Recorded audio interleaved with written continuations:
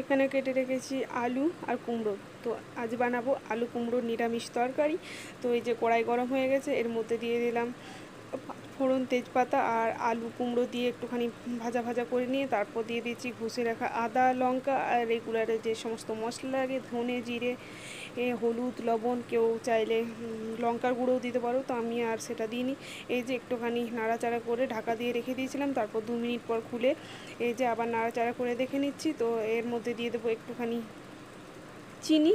তো চিনিটা দিয়ে তারপর জল দিয়ে ঢাকা দিয়ে রেখে দেবো। ঢাকা খুললে আমার রেডি হয়ে যাবে কুমড়োর তরকারি নিরামিষ। তো এটা তোমরা লুচি, রুটি, ভাত যে কোনোর সাথেই খেতে পারো। মুড়ির সাথে তো অসাধারণ লাগবে, তবে আজ আমি এটা খাবো ভাতের সাথে। তো চলো, আমার কুমড়োর তরকারি রেডি হয়ে গেছে, এবার নামিয়ে।